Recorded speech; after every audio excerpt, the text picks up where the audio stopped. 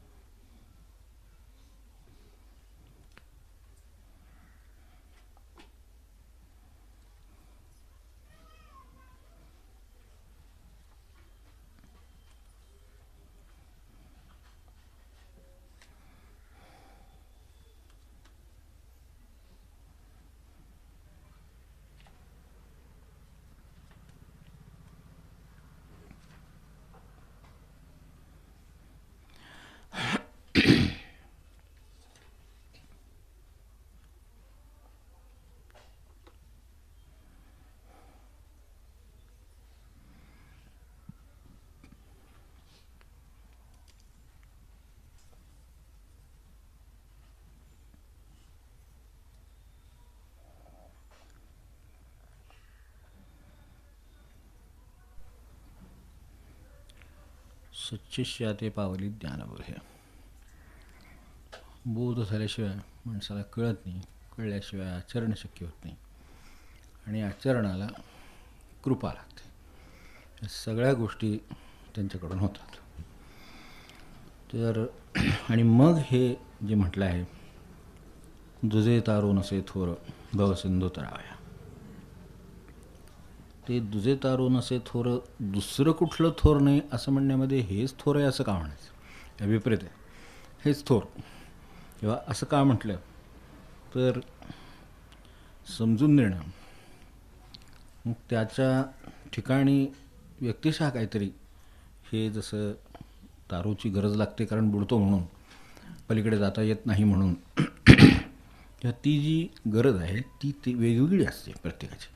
महाराज असं म्हणायचे की विकार सगळ्यांनाच आहेत, पण एखादा विशेषत्वाने बाधतो असं. कोणाला राग विशेषत्वाने बाधतो, कोणाला इच्छा विशेषत्वाने बाधते. काय बाधेल सांगता येत नाही. त्याचं असं काही प्रमाण नाही की हे सगळे सारख्या प्रमाणात आहेत, सगळ्यांना सारखाच त्रास होतो असं नसतं. एखाद्याला क्रोध फार त्रास देतो, बाकीचं त्याचं काय नसतं. तर इतर कशात तो अडकणार नाही एक वेळ, पण त्याला क्रोधाचं गणित जमत नाही. ते आलं की त्याचं अनावृत. मग आता ते हे सगळे जे विकार काय माणसाला या अशा खेचणाऱ्या गोष्टी काय आहेत, ते सगळे खरं सांगायचं तर हे आपल्या या ओढीला दगड बांधून सोडल्यासारखं आहे. एक एक तो एक एक जरी खाली सुटला तरीसुद्धा त्याच्याबरोबर आपल्याला बुडायला होतं. याचा अर्थ आपण ज्या आनंदात नेहमी असू शकतो किंवा काही वेळेला असतोही असं समजू, तर ते आपलं खाली जातं. त्या क्षणी मनुष्य तो रागाच्या भरामध्ये, जसं एखाद्या रागाच्या भरामध्ये खूप शक्ती येते, मग रागवून झालं ना की ज्याच्यावर रागवला ना तो दमतो, त्याच्यापेक्षा जो रागवला तो जास्त दमतो. तुम्ही बघा, साधारण ज्याला राग येतो त्यांना इतका त्रास होतो नंतर की अस्वस्थता येते. म्हणजे कारण शक्तीचा राग झालेला असतो, ते बुडतो म्हणजे हे असं बुडतो. तर सारखं त्या मूळ स्थितीपासून एक शून्य स्थिती कल्पना केली तर त्यावेळेला त्या रागाच्या जोराबरोबर ते आलेलं असतं वरती, ते जातो वरती 2-3 म्हणजे त्या क्षणी ते आवरत नाही माणूस. आपण बघतो की राग आलेला माणूस आवरत नाही. बाकीची माणसं एका पुढे जातात, त्यांना जरा मागे जरा करा, तू करा. कारण ते त्यावेळेला 2 माणसांना आवरत नाही, इतकी शक्ती त्यांच्या मागे आलेली असते. एरवी चालायचं म्हटलं तर मैलभर जमायचं नाही, पण त्या क्षणी ती शक्ती आलेली असते. इतका तो रागाचा परिणाम असतो तो. तर विकारांना स्वतःची शक्ती असते, त्या ते विकार आले की शक्ती आली, ती शक्ती आली की ते आवरत नाही. मग ते माणसं म्हणतात तो जरा ते जे काय असतं ना त्या क्षणी ती शक्ती वर गेलेली आहे. पण ती विकाराची शक्ती आहे, ती काही खरी शक्ती नाही. ताकद नाही वाढली माणसाच्या ह्याच्यात, तेव्हा ती न वाढल्यामुळे तो जाते वरते, पण ते ज्या वेळेला खाली येते तेव्हा शून्यावर टिकत नाही, ते एकदम खाली -2-3 जातं. मग ते थकवा येतो त्या माणसाला. म्हणजे भणभणतं डोकं, रागावलेल्याचं डोकं जास्त भणभणतं. ज्याच्यावर रागावून जातो तो निवांतपणे निघून पण जातो एखाद्या वेळा किंवा आपल्या कामाला लागतो, पण जो रागावतो ना त्याची मनस्थितीच्या हातून विचार करा. विशेषत्वाने बात आहे. मूळ महाराज म्हणले तुला विषय लक्षात ठेवा की विशेषत्वाने एखादी गोष्ट वाटते, त्यातला अमुकच कोणाला बाधेल असं नाही, कोणाला लोभ सुटत नाही, राग बीग अजिबात येत नाही, पण लोभाच्या बाबतीत तडजोड. कुठे त्यांच्या कशात लोभ असेल अडकला तो त्याला तो बरोबर त्यात दगड लावलेलाच आहे, तू बुडणार. तेव्हा हे सगळं ह्या शरीरात जे काय भरून राहिलेलं आहे, ज्या त्या ठिकाणी आपण आपल्या दृष्टीने मेंदूच्या ठिकाणी म्हणू, तर त्या ठिकाणी जिथून कुठेही केंद्र आहे तिथून हे सगळं भरून राहिलेलं आहे. आता त्यांना हे करायचं आहे की हे सगळं रिकामं करायचं आहे. रिकामं झालं की हलका झाला माणूस. हलकी वस्तू तरंगते, ही जड वस्तू बुडते. तर तशी ही हलकी वस्तू तर काही बदलता येत नाही आणि बदलायची काही गरज पण नाही. यात देहात उद्धार करून घ्यायचा त्याच्यासाठी दिलेला आहे म्हटल्यानंतर ती बदलायची काही गरज नाही. नवीन देह घेऊ आणि मग उद्धरून जाऊ, काय गरज नाही त्याची. काय आया देहात उद्धरून गेलेले हे लोक सगळे आया देहात, कोण 12व्या वर्षी, कोण 15व्या वर्षी, 17व्या वर्षी आपापल्यापर्यंत उद्धरून गेलेले ते हा देह घेऊनच गेले. पण त्यांनी आज जे म्हणजे जसं एखाद्या ह्याच्यात खडे ठेवलेले असावेत, दगड ठेवलेले असावेत आणि ती वस्तू पाण्यात चढून तळ गाठावा तिने, तशी अवस्था माणसाची सारखी होती. कधीतरी हे थोडे दगड कमी असले जरा वर आल्यासारखं होतं, परत खाली जातो. ही जी अवस्था आहे ती दुःख, खाली जाणं म्हणजे त्या अर्थाने दुःख, निराशा, चिंता अशा सगळ्यात मनुष्य अडकायला होतो. त्या अर्थाने तो सारखा हा गटागळ्या खातो. तो जीव त्याला ह्याचं अर्थ काय आहे, ह्याच्यामुळे होतं काय, ह्याच्यामुळे त्रास काय आहे. रागवणाऱ्याला तो शूर आहे असं वाटतच असतं त्या क्षणी, कोणालाही असं वाटतं त्या क्षणी की रागवणारा म्हणजे काहीतरी फार मोठा शूर मनुष्य असं वाटतं, तो सगळ्यांच्या अंगावर धुवून जातो वगैरे वगैरे. ते रागवण्याचं त्यावेळेला ते असतं, ते तात्पुरतं आहे. पुन्हा नंतर बाकीच्यांनाच त्याला धरून न्यावं लागतं शेवटी आणि तो थकतो. तर ते असं ते त्याची तात्पुरती ताकद असल्यामुळे ती बुडवते त्याला, ती खाली आणते.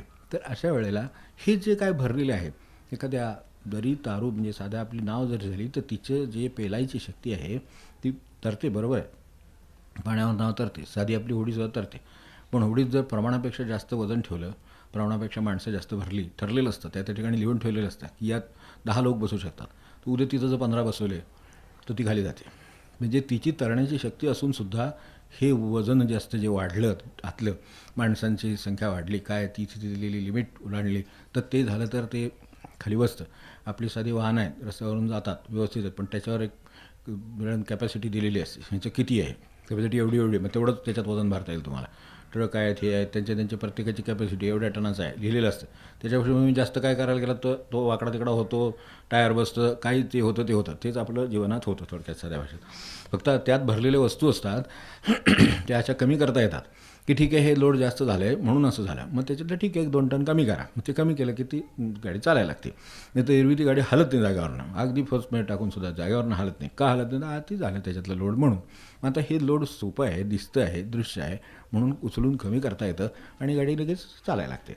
तर तशा आपल्या गाड्या चालत नाही होतात, ते जे ज्यामुळे होतात ते काय आहे ते त्याचा बोध ते करून देतात.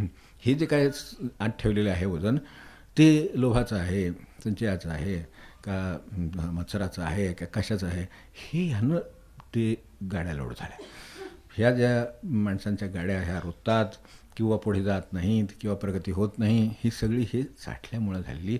आणि ते त्याची जी कॅपॅसिटी आहे, राग विकार सगळं सांभाळण्याची सुद्धा माणसाला एक ताकद दिलेली आहे मेंदूला, कारण त्याची गरज आहे. व्यवहारामध्ये काही वेळेला राग हा वापरावा लागतो, तशा तऱ्हेनं राग वापरायला लागतो. नंतर हे बाकीचे विकार आहेत ह्याच्यामधलं तुलना वापरावी लागते.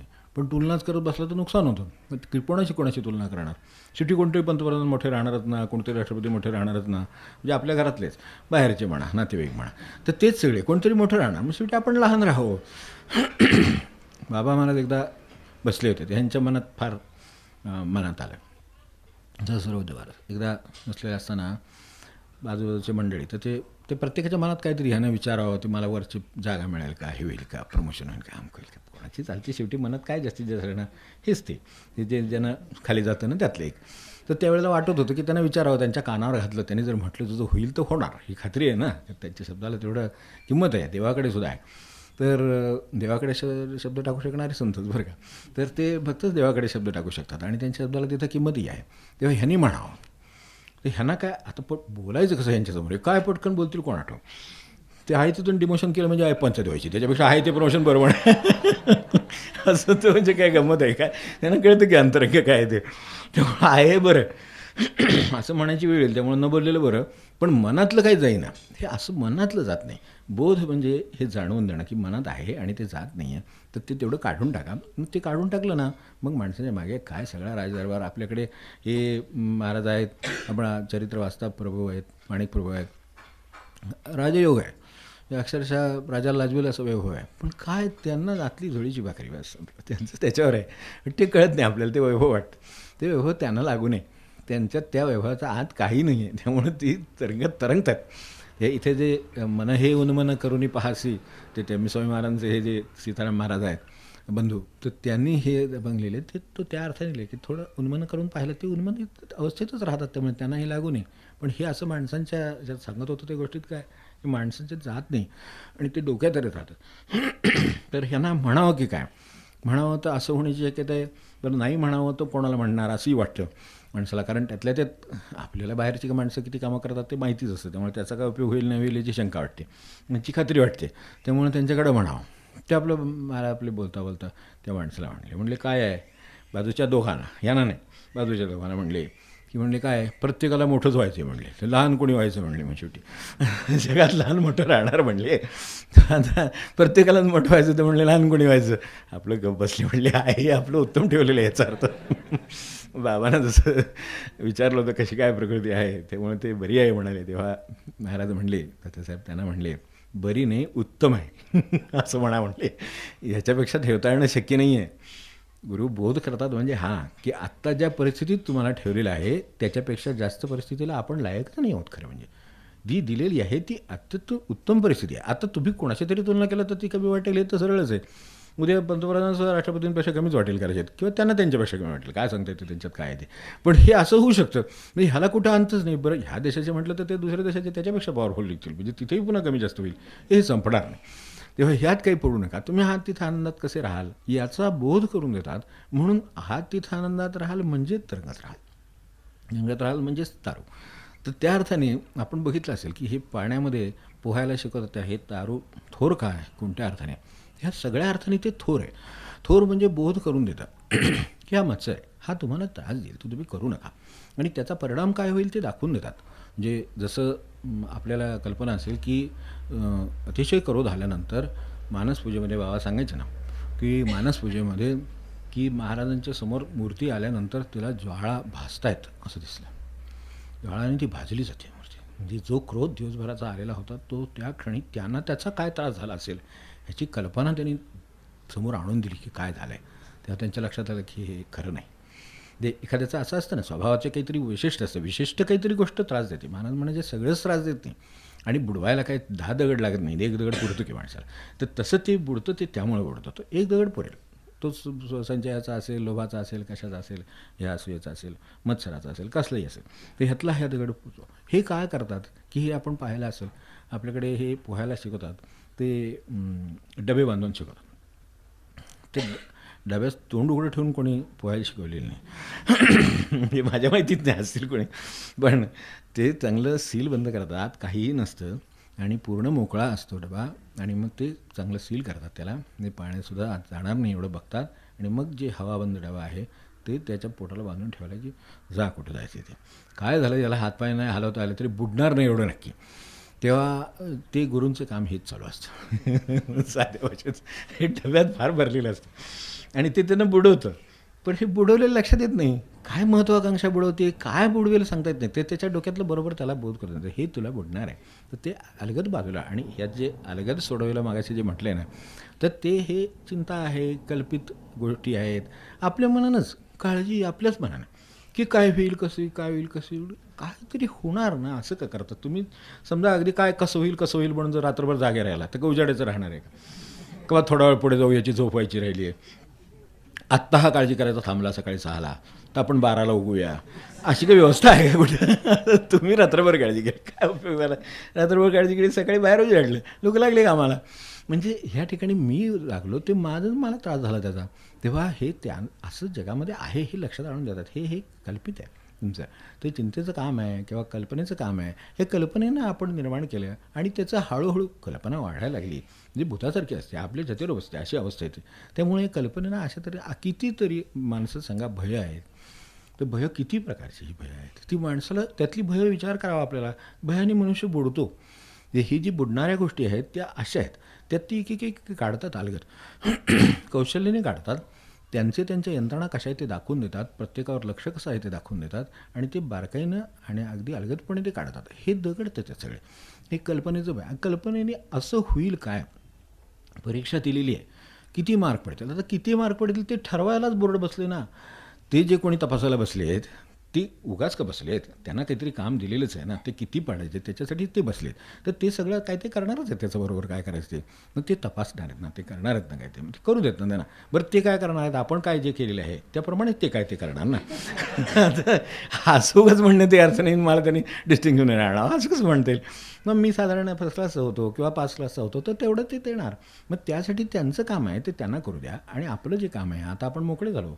परीक्षेच्या अभ्यासातून जर म्हणजे अजून ही वेळ नाही, पण तरीसुद्धा परीक्षेच्या अभ्यासातून एखाद्याची झाले असं युनिट काहीतरी तर झालं असलं, तर आता मोकळे झालो, तर आता जपायला लागायला हरकत नाही असे सुचवतात. आता जरा मध्ये अभ्यास फार होता या नावाखाली जप नाही केला, नावाखाली म्हणतो अभ्यास खूपच होता, त्यामुळे जपायला वेळ नाही. आणि बरोबर आहे, कोणी मोठा मनुष्य बाजूला त्याला विचारलं तर तो काय म्हणणार, नाही आधी अभ्यास केला, ही वेळ आहे, आत्ता परीक्षा आली, काय 6 महिने आली, युनिट आली, अमका आलं तमका आलं, तर अभ्यास केला. हे लहान मुलांचं आहे म्हणून सांगतो म्हणजे ते पटतं म्हणजे चटकन. तर ते त्यामुळं ते त्यांना सांगतात की बाबा असं आहे आणि तू अभ्यास करून ते बरोबर आहे, वेळचे माझ्याकडनं जप होत नाही होऊ दे, नाही झाला तरी चालेल, मागणं भरून काढू. जणू काय हेच भरून काढणार, ते काय नाही भरून काढणार, त्यांचं स्वतःचं भरून निघत नाही, ते त्याचं काय भरून. तर ते असं म्हणतात. आणि तू अभ्यास कर, आणि अगदी तू मनापासून सगळं अभ्यास वगैरे झाला, आता ते झालं. आता त्याच्यामागं काळजी सुरू होती की मी केलं खरं, पण त्याला माहीत असतं आपण काय केलं आणि काय लिहिलं आहे त्याचं त्याला माहिती असतेच की. मग त्याच्यावरनं ओळखून असावं की याला किती मिळतील ते साधारण आपल्याला कल्पना असते. पण बाहेर ह्यांनी अपेक्षेने फुगा वाढवलेला असतो ना, त्यात हवा भरून ठेवलेली असते, आकाशात उडणार आहे. आकाशात कुठलं उडतं आहे आपल्याला माहिती आहे, आपण जमिनीवर उतरणार, ते कुठेतरी अमुक मार्गावर उतरणार, हे साधारण अंदाज आलेला असतो. पण तोपर्यंतच्या काळात सारखं म्हणत किती पडतील काय होईल, किती पडतील, कारण ते कळणार ना, परत मार्क कळणार आहे तो त्याला. नुसतेच बाबा काय असं खाजगी आहे आणि बारकोड आहे त्याला ते कोणाला दाखवायचे नाहीत असं काही नाही, ते दिसत दाखवाच लागणार. मग त्याची उगाचच त्याची काळजी मधल्या काळात, आणि त्या काळजीमुळं आधी परीक्षा आहे म्हणून जप होत नाही, आणि नंतर ते निकालाची काळजी लागते म्हणून जप होत नाही, म्हणजे जप होतच नाही पुन्हा. अरे जो खरं सांभाळणार त्याला जर आधीपासूनच सांभाळला असता तर त्याने आणखीन एकाग्रता थोडी वाढवली असती बुद्धीची, किंवा थोडी आणखीन मदत केली असती, आणि ह्याच्यातून बाहेर काढलं असतं, मग ते होणारच ना बरोबर. त्यांना काळजी आहेच की त्याची. मग त्याचं स्मरण ते, पण ते त्याच्यानंतर त्याचं स्मरण ठेवण्याऐवजी हे कल्पनेचाच उद्योग चालू होतो, ह्याचं होईल का तसं होईल का, तसं काय खरं तसं काही होत नाही. जे केले त्याप्रमाणे होणार. त्याच्यावर त्यांचा जर शिक्का असेल तर कदाचित आणखीन काहीतरी होईल. त्यांचे जर काही त्याच्यावर कृपा असेल तर तो जो राहिला आहे. अगदी आपण बघतो अनेक वेळेला की कुठेतरी 40ला हे असतं पासिंग, 39 पडतात, 40 पडतात बरोबर. म्हणजे बरोबर तो त्यांचा एक असतो ना तो हातचा, तो ते म्हणतात हा आपलाच आहे, हातचा देऊन टाकू त्याला, काय आहे तो हातचा देतात आणि सोडवतात. मग असं काही फक्त परीक्षेत सोडवतात असं नाही, सगळीकडे असंच सोडवत असतात ते आपल्याला. एक हातचा आहे तो टाकतात, तो जप करताना सुद्धा हातचा लागतो शेवटी. अगदी दिवसाचा जप पुरा करायचा झाला ना तर शेवटचा 1000 राहतो, आणि इतकी झोप येते की आता शक्य नाही असं वाटतं. तर जाऊ देत, जरा थोडं याला खडबडून जागं करू, उगाच पाल वगैरे वाजून जाते. त्यांचं सगळ्यावर नियंत्रण असतं, जात नाही आहे ते कुठं, पण तरीसुद्धा काहीतरी पाल, अरे बापरे टक्कन ती सगळी झोप निघून जाते. एक काय 2000 जप करतो म्हणतो, नेहमीच्यापेक्षा जास्त झाला आणि आनंदात झोपी जातो. अहो कसा वाचवतील काय सांगता येते का ह्याच्यातलं. हे सगळं त्यांना कल्पना आहे आणि त्यांचं त्याच्यावर लक्ष असतं. फक्त आपलं थोडंसं त्यांच्याकडे लक्ष पाहिजे की ते काहीतरी करता आहेत, ह्या प्रत्येक गोष्टीला हालचालीला अर्थ आहे, आणि तो त्यावेळेला त्यांना कसं सांभाळायचं माहिती आहे. हे फक्त ते काय करतायत की त्रस्त होऊन रागाने त्राग्याने असं करून सोसण्यापेक्षा आनंदाने काय असेल ते सोसा, आणि तुम्ही यू फ्लोट, त्याच्यावर तुम्ही तरंगत राहा ना. आहे भवसागर माहिती की प्रत्येकाला जायचं आहे तरुण, पण जाताना असं गटांगळ्या खात जाण्यापेक्षा, नाकातोंडात पाणी जाण्यापेक्षा अलगद जावा. आणि ह्या अलगद जायला हा डबा बांधलेला असतो. त्या डब्यातलं जे काय आपण साठवून ठेवलेलं आहे बरं, आपल्याला त्याचं कौतुक फार. त्यामुळे कोण महाराज म्हणले ते प्रवचनात नाही का म्हणले की बाबा तसा माणसाला कसं व्यवहारात राग पाहिजेच, दरारा म्हणून काहीतरी आहे की नाही. कसला दरारा आहे, आपल्याला काही दराराला कोण घरातलं नाही, म्हणजे घरातलं सोडून द्या, बाहेरचं जुमानत नाही म्हणू आपण, तर त्याला काय जग जुमानणार आहे. तर असले तऱ्हेच्या दराचं काही नसतं, त्याची गरज नाही. ज्यावेळेला यायचं त्यावेळेला आपोआप येईल तो, त्याला अगदी सांभाळून ठेवायला पाहिजे असं काही कारण नाही, काय सोनं नव्हे ते इतकं सांभाळून ठेवायला. पण ते मनुष्य ते डोक्यात ठेवतो आणि त्या यानं बुडतो, म्हणून ते डब्यातले एक सगळं काढतात, डबा चांगला हवाबंद करून टाकतात, आणि मग नामाची दोरी घेऊन बांधून ठेवतात त्याला बरोबर. की लागतो तरंगायला. मग ते तरंगला की मग त्याला त्याचा आनंद कळतो. असा कधीतरी डबा लावून घेतलेला असला म्हणजे कल्पना येते की आपण ठरवलं तरी नाही बुडता येत. वास्तविक तुम्ही विचार करा क्षणभर की तो माणूस 50-60 किलोचा माणूस किंवा काय 20-25 किलोचा मुलगा म्हणा, काय 60-70 किलोचा माणूस, पण ती एवढ्याशा डब्यातली ती हवा त्याला तसाच्या तसा वर ठेवती त्या पाण्यावर. म्हणजे ज्या वेळेला मनुष्य निर्विकार किंवा निर्विचार असा ज्या वेळेला होतो त्याचं सामर्थ्य हे 70 किलो पेलण्याचं आहे. म्हणजे हे भौतिक वजन आहे साध्या. तर ते पेलण्याचं सामर्थ्य त्याच्या ठिकाणी येतं. त्यावेळेला साध्या पाण्यावर सुद्धा मनुष्य त्या एवढ्याशा हवेच्या डब्याने तरंगतो. तर ज्यांनी कल्पनेतलं गुंते आपल्या हे विकार हे सगळं ज्यांनी काढून घेतलेलं आहे तर तो काय तरंगेल आणि त्याला आनंद काय असेल. पाण्यावर माणसं नंतर जेव्हा पोहलेले तयार होतात त्यावेळेला आपण बघितलं असेल अक्षरशः उलटे पाण्यावर पडलेले असतात. काय बघण्यासारखं असतं दृश्य. उलटे निवांत पाण्यावर आपल्याला कळत पण नाही आणि नेमकी काय हालचाल करतात आणि तरंगून राहिलेत. पण एवढे हातपाय हलवून सुद्धा पहिल्यांदा तरंगता येत नाही. आपल्याला माहिती आहे किती हाल होतात. नाकातोंडात पाणी जाते, बाजूच्यांना धाडपड करावी लागते, ही परिस्थिती आहे. पण एकदा जर त्याच्यातलं त्याला कला कळली, कौशल्य कळलं, ते कौशल्य कळेपर्यंत हे सगळं लावलेलं असतं. नामसुद्धा अखेर सुटले पाहिजे. तेव्हा शेवटी डबा काढून घेतातच.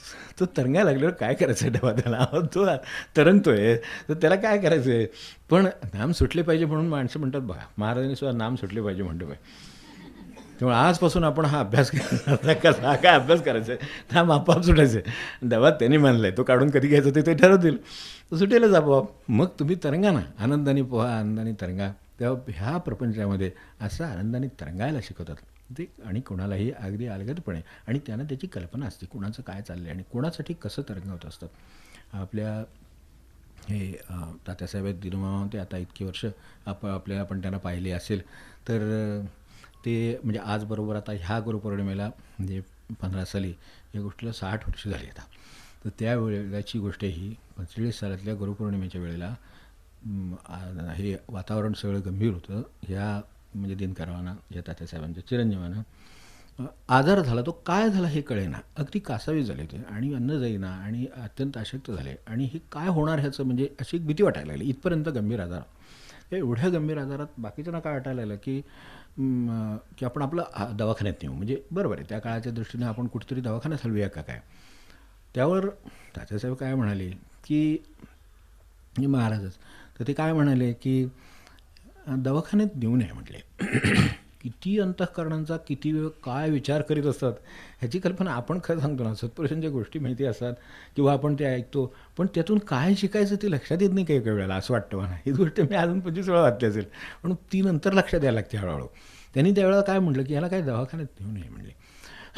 लोकांनी विचारलं इतकं गंभीर दिसतं आहे, बरं आपल्या आटोक्यात येत नाही. तिथे डॉक्टर पाथरकर तर ते अगदी घरचे म्हणून त्यांना ते सगळं दाखवलेलं होतं.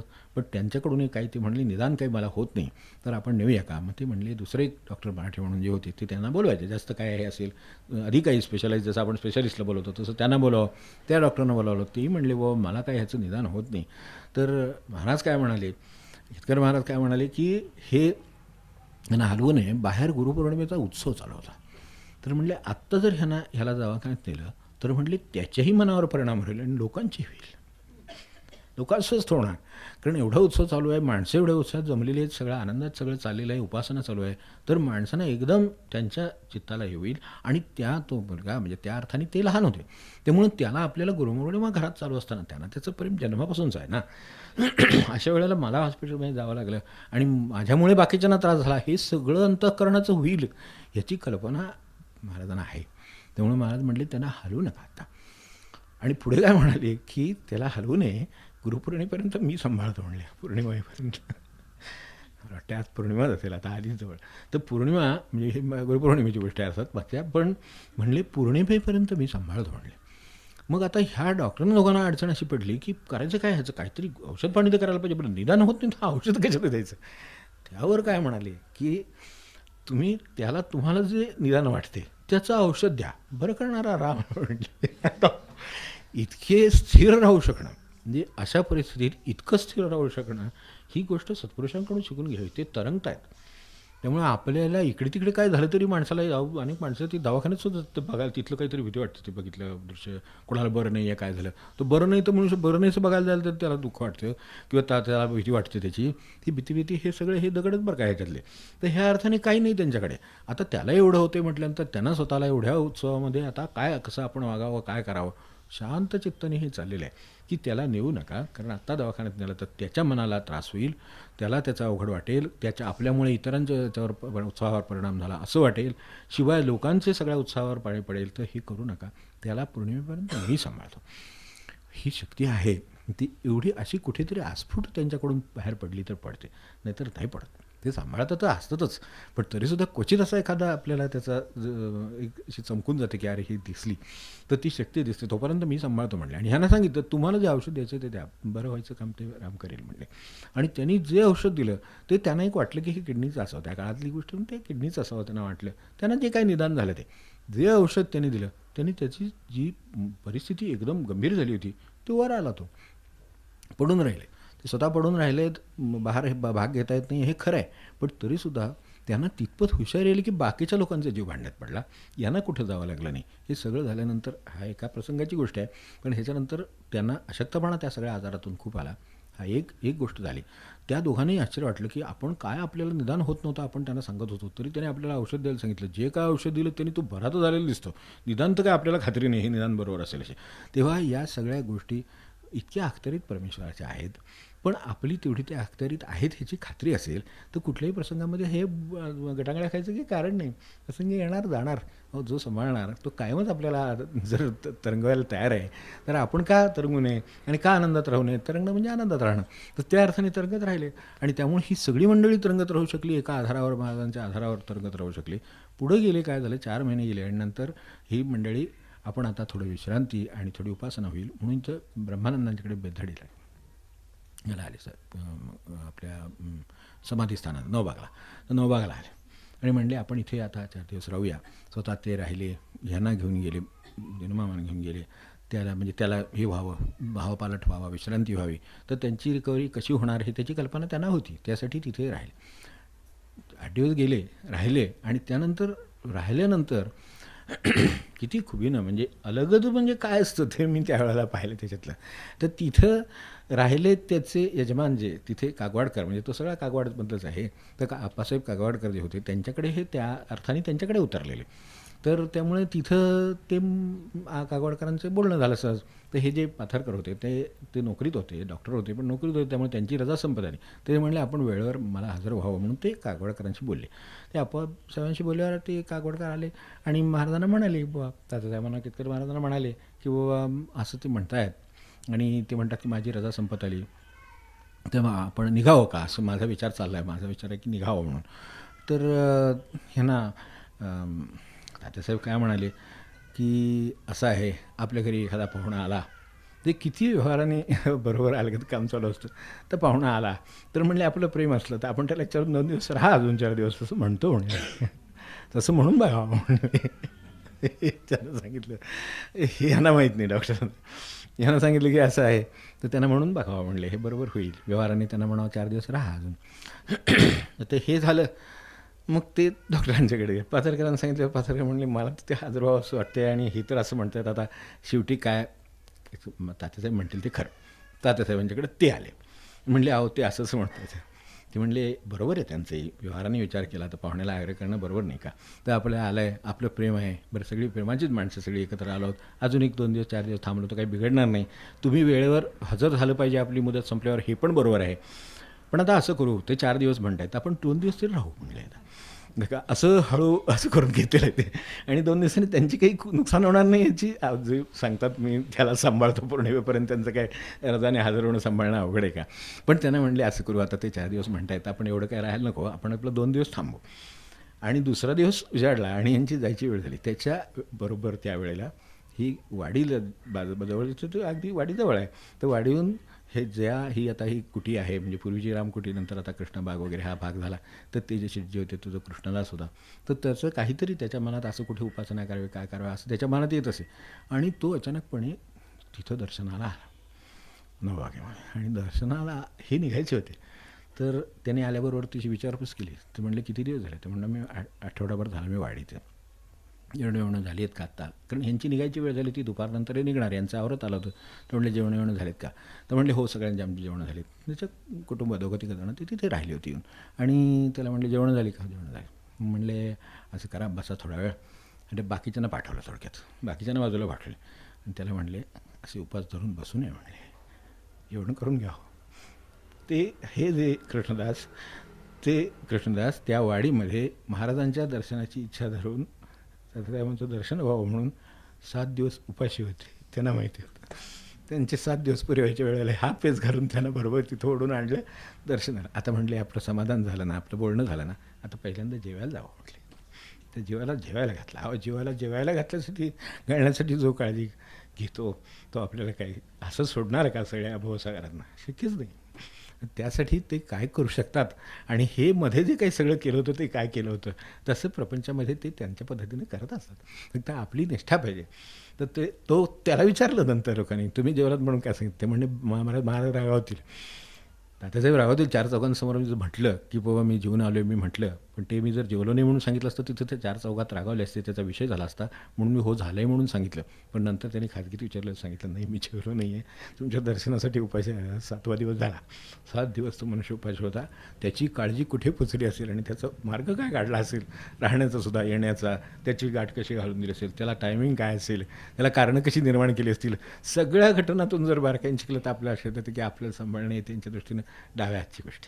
हे एवढ्या गोष्टीला सांभाळत आहेत तर आपल्याला सांभाळणं नाही का? त्या अर्थाने हे म्हटले तुझे तारून असे थोर. आता कोण करणार मला सांगा? घरातला माणूस ही काळजी करू शकेल का? एकमेकांच्या आपल्याला एवढं कळू तरी शकेल का?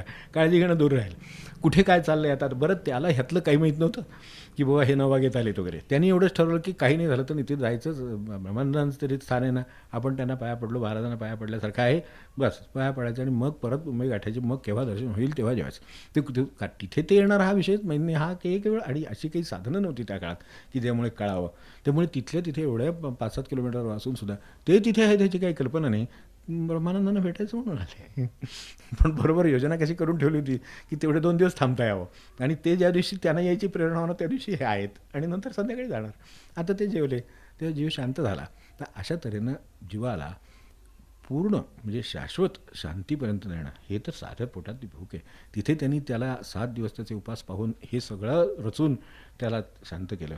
तर ह्या जीवाला शांत करणं आणि त्याला तरंगत ठेवणं हे त्यांना अवघड आहे. फक्त प्रश्न त्याच्याही श्रद्धेचा होता आणि यांच्याही कौशल्याचा होता. दोन्ही एकाच गाठ पडत असतील. आपण तेवढं फक्त या दिशेनं प्रयत्नात असावा. तुझे तारून असे थोर कोण सांगा मला असं करणार? आई करेल का? आणखीन कोण करेल का? बहीण करेल, भाऊ करेल, कोण करेल? हे तेच करतील. म्हणून ते त्यांचं महात्म्य आहे तेवढ्यासाठी असं अनेक बाजूनी असतं. मग त्याला समजावून दिलं सगळं की असं हट्ट तू करू नये, मला सांगायचं, कळवलं असतं चाललं असतं, मी भेटलो असतो वगैरे सगळं सांगितलं. पण ते नंतर आधी एवढं सगळं करून घेतलं आणि बरोबर त्याची वेळ गाठून दिली, त्याला उपाशी नाही राहून दिला. तेव्हा हे जीव शांत केला आणि नंतर मग बाकीचं सगळं त्याचं समजावून देऊन त्याला पुढे खूप सांभाळलं आपल्याला माहिती असेल तर हे शिकावं एवढंच आहे.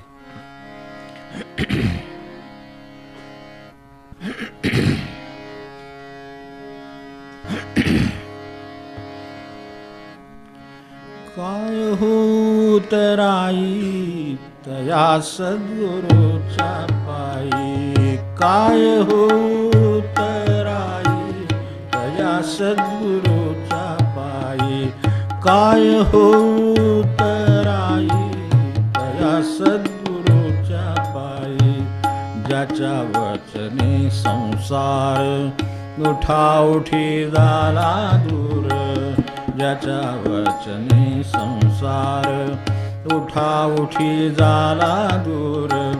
काय होतराई तया सद्गुरूच्या पायी, काय होतराई तया सद्गुरूच्या पायी. देवधन संपत्तीसी तरी ते मिथ्या जड राशी, देवधन संपत्तीसी तरी ते मिथ्या जड राशी. काय होतराई तया सद्गुरूच्या पायी, काय होतराई तया सद्गुरूच्या पायी. देह करावा अर्पण तरी तो नाशवंत जाण देह करावार्पण तरी तो नाशवंत जाण काय होऊ तराई तया सद्गुरूच्या पायी काय होऊ तराई तया सद्गुरूच्या पायी निरंजन म्हणे फार करू आता नमस्कार निरंजन म्हणे फार करू आता नमस्कार काय होऊ तराई तया सद्गुरूच्या पायी काय होऊ तराई तया सद्गुरूच्या पायी काय होऊ तराई तया सद्गुरूच्या पायी जानकी